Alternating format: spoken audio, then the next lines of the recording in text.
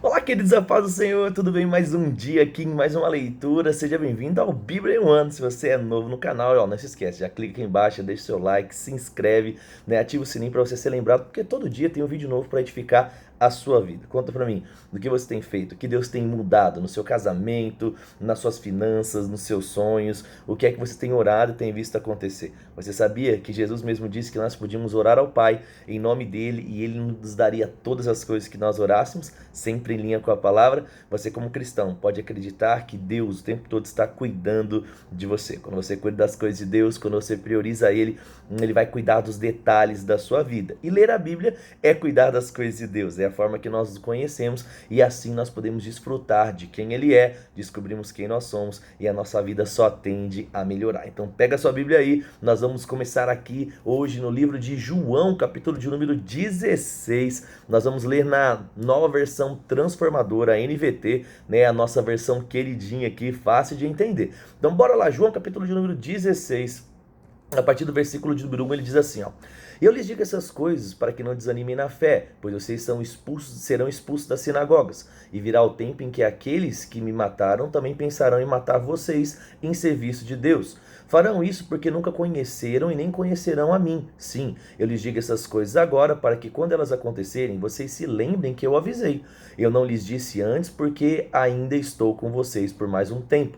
Agora, porém, vou para aquele que me enviou, e nenhum de vocês pode me seguir. Verso de número 6. Em vez disso, vão se entristecer por causa daquilo que eu estou dizendo. Mas, na verdade, é melhor que vocês vão, pois se eu não for e vocês ficarem, vocês não serão encorajados. Se eu vos for, enviarei a vocês. Quando ele vier agora, convencerá o pecado. Sim, o Espírito Santo está para vir. Ele vos convencerá do pecado, da justiça e do juízo. Do pecado, porque o mundo se recusou em crer em mim. Da justiça, porque eu voltarei para o Pai e não mais vocês me verão. Do juízo, porque o governante deste mundo já está condenado. Há tanta coisa que ainda quero dizer a vocês, mas vocês não podem suportar. Quando vier o Espírito da verdade, ele vos conduzirá a toda a verdade. Não falará de si mesmo, mas dirá de tudo que ouviu e anunciará aquilo que irá acontecer. Ele me glorificará e lhes contará tudo o que há de acontecer. Tudo que pertence ao meu Pai é meu. Por isso vos digo, o Espírito lhes contará tudo que receber de mim. Mais um pouco e vocês não mais me verão. Algum tempo depois e me verão novamente. Alguns dos discípulos perguntaram entre si: O que ele está dizendo? Mais um pouco vocês não me verão e depois me verão. E ele começou a perguntar: O que quer dizer com isso? Não estamos entendendo. Jesus perguntou a eles: O que quereis saber? E percebeu que eles desejavam entender sobre essas coisas. Vocês me perguntam entre si o que quer dizer aquilo que eu falo. Mais um pouco não me verão e depois me verão? Eu lhes digo a verdade: vocês irão chorar e se lamentar pelo que acontecerá comigo, mas o mundo se alegrará. Ficarão tristes, mas sua tristeza se transformará em alegria. No trabalho de parto, a mulher sente dores, mas quando o bebê nasce, sua angústia dá lugar à alegria, pois ela trouxe ao mundo uma criança. Da mesma forma, assim será com vocês. Ficarão tristes, mas quando verão novamente, irão se alegrar, e ninguém poderá tirar essa alegria. Naquele dia não terão necessidade de me perguntar nenhuma coisa. Eu lhes digo a verdade: vocês pedirão diretamente ao Pai e ele atenderá, porque irão pedir no meu nome. Tá vendo aquilo que eu disse para você? Se você pedir em nome de Jesus, as coisas vão acontecer. E ele diz: eu lhes digo na verdade, peçam tudo para que possam receber e ter uma alegria completa. Eu não lhes falei dessas coisas de maneira figurativa, mas em breve deixarei de usar esse tipo de linguagem e lhe falarei claramente a respeito do Pai. Então vocês pedirão em meu nome, e não digo que pedirão ao Pai em seu favor, pois o próprio Pai ama vocês, porque vocês me amam e creem que eu vim de Deus. Sim, eu vim do Pai, entrei no mundo e agora deixo o mundo para voltar ao Pai. Então os discípulos começaram a dizer: Enfim, o Senhor está falando claramente e não de forma figurativa.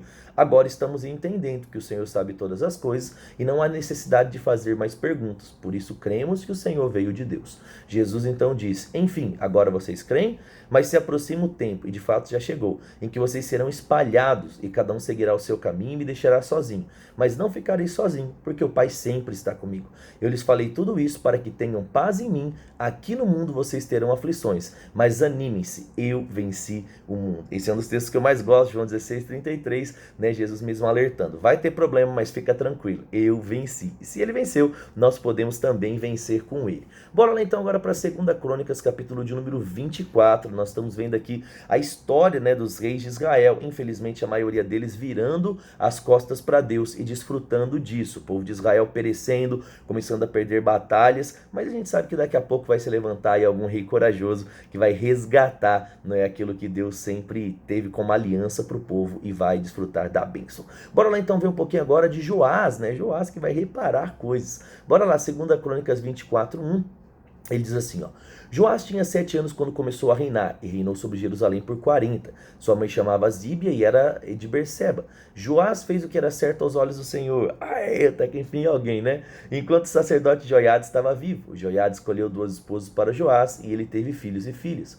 Algum tempo depois, Joás resolveu fazer reparos no templo do Senhor. Reuniu os sacerdotes e os levitas e lhes deu as seguintes instruções: vão por todas as cidades de Judá, recolham o imposto anual para fazer os reparos no templo do Senhor. Façam isso logo. Os levitas, porém, não se apressaram. Então o rei mandou chamar o sumo sacerdote Joiada e lhe perguntou: por que você não exigiu que os levitas saíssem e recolhessem os impostos da cidade de Judá, da cidade de Jerusalém, que eles devem pagar ao templo? Moisés, o servo do Senhor, estabeleceu que a comunidade de Israel pagasse esse imposto para a manutenção do tabernáculo. Ao longo dos anos, os seguidores da perversa Atalia haviam arrombado o templo de Deus e usado os objetos sagrados do templo para adorar as imagens de Baal. E a gente sabe, né, galera, que toda vez que o povo fazia isso e usava de uma forma errada os utensílios, morte vinha sobre eles. Verso 8. Por isso o rei ordenou que fizessem uma caixa grande e colocassem do lado de fora da porta do templo do Senhor.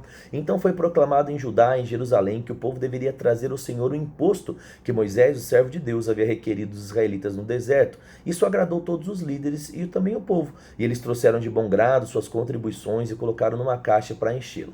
Sempre que a caixa ficava cheia, os levitas as levavam até os oficiais do rei. O secretário da corte e um oficial do sumo sacerdote esvaziavam e levavam de volta ao templo. Assim, faziam diariamente e reuniam muitos recursos. Uma das qualidades do povo de Israel é que eles eram muito generosos, tá lembrado? Davi juntou tanta coisa que não dava para contar. Moisés mesmo disse: para de trazer, que a gente já tem tudo para a construção do tabernáculo. Eles eram bem generosos quando se tratava das ofertas ao Senhor, não é? Verso de número 12, ele diz assim: e o rei Joiada entregava os valores aos supervisores da construção, que contratavam pedreiros, carpinteiros, artífices que trabalhavam com ferro, bronze para reformar o templo do Senhor.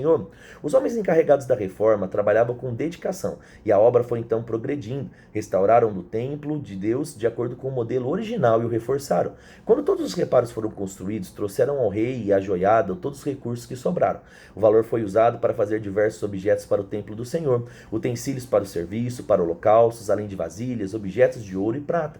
Enquanto o sacerdote Joiada viveu, os holocaustos eram oferecidos continuamente ao Senhor. Verso 15. Joiada viveu muitos anos e morreu de idade avançada, com 130 anos. Foi sepultado entre os reis da cidade de Davi, pois havia feito o bem em Israel para Deus e para o seu templo. Verso 17. Depois da morte de Joiada, os líderes de Judá vieram ao rei Joás e se curvaram diante dele, e ele ouviu seus conselhos. Abandonaram o templo do Senhor, Deus de seus antepassados, e adoraram os postes de Aserá e seus ídolos. Meu Deus, olha aí. Não foi só morrer o cara, já começaram a fazer aquilo que era errado. Por causa desse pecado, a ira de Deus veio sobre Judá e Jerusalém. Ainda assim, o Senhor enviou profetas para trazê-los de volta para ele. Os profetas os advertiam, mas o povo não queria ouvir. Então o Espírito de Deus veio sobre Zacarias. Está lembrado aí o profeta Zacarias?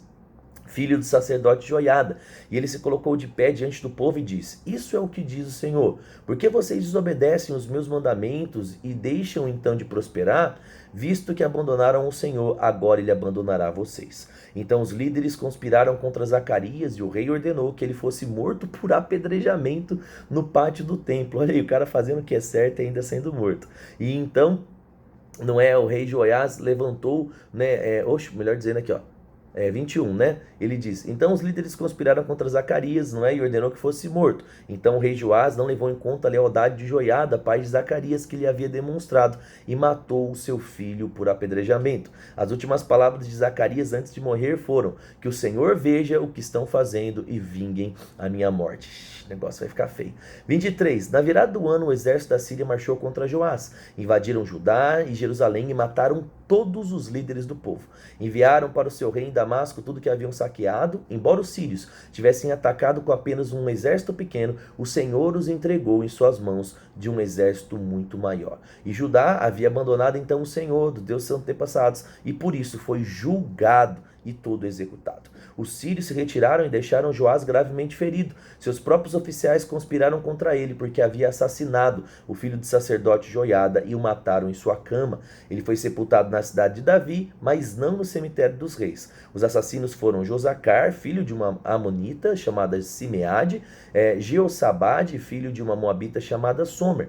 O relato sobre os filhos de Joás e muitas profecias a respeito dele, e também o registro do templo de Deus, estão registrados nos comentários do livro dos reis de Israel, sobre o seu filho Amazias. Então ele foi o seu sucessor. Então a gente está vendo aqui, né, de fato, que infelizmente uma pessoa decidiu voltar contra o Senhor e logo já colheu. Por quê? Tudo aquilo que o homem planta é aquilo que o homem colhe. Plante fidelidade e colha da fidelidade. Para a gente fechar então a leitura de hoje, bora lá, Salmos 81, versículo de número 1. E ele vai dizer: cantem louvores a Deus, nossa força, aclamem ao Deus de Jacó, cantem, façam soar o tamborim, a doce lira e a harpa. Toquem a trombeta, lua nova, lua cheia, para convocar uma nova festa, pois assim exigem os estatutos de Israel. Esse é o decreto do Deus de Jacó. Ele ordenou como lei para Israel quando atacou o Egito para nos libertar. Ouvi uma voz desconhecida falar: agora removerei o peso dos seus ombros, libertarei suas mãos das tarefas pesadas. Vocês clamaram a mim na aflição e eu vos salvei. Da nuvem na tempestade lhes respondi e coloquei vocês à prova, quando nem água ali havia. Ó meu povo, ouça as palavras de advertência. Quem dera vocês me escutassem, ó Israel. Jamais tenha em meio de vocês outro Deus. Não se curve diante de Deus estrangeiro, pois fui eu, o Senhor seu Deus, que os tirei do Egito. Não abra a boca, não é para adorar outros deuses. Façam o correto e encherei vocês de coisas boas. Meu povo, no entanto, não quer me ouvir. Israel não me obedece mais. Por isso, deixei que seguissem os seus desejos teimosos e vivessem de acordo com as suas próprias ideias. Ah, se meu povo me escutasse. Quem dera Israel andasse nos meus caminhos, então eu derrotaria seus inimigos sem demora. Minhas mãos cairiam sobre seus adversários. Os que odeiam o Senhor se encolheriam diante dele, condenados para sempre serão. Vocês, porém, eu alimentarei como trigo de melhor qualidade aqueles que me seguirem e saciarei com mel silvestre tirado da rocha. Então a gente percebe aquilo que estava acontecendo em Crônicas, também é o contexto aqui do salmista, né? E ele fala, ó, se vocês, Israéis, né? Eu acho que Israéis é feio, né? Se vocês do povo de Israel me ouvirem, me obedecerem, eu vou dar o melhor para vocês. Mas se não, vai acontecer algo ruim. A gente viu acontecendo lá em 2 Crônicas 24 e agora a gente vê o mesmo contexto também em Salmos. E aí, o que é que mais falou o seu coração no dia de hoje? O que é que chamou a sua atenção? Foi aquilo que a gente leu em João, 2 Crônicas, aqui em Salmos? Escreve aqui embaixo para mim, que eu vou ficar muito feliz de ler. Compartilha com alguém que você ama, manda no grupo da igreja, deixa o seu like se você não deixou. E eu espero você na nossa próxima leitura até o final da Bíblia. Um grande abraço, fique com Deus e tchau, tchau.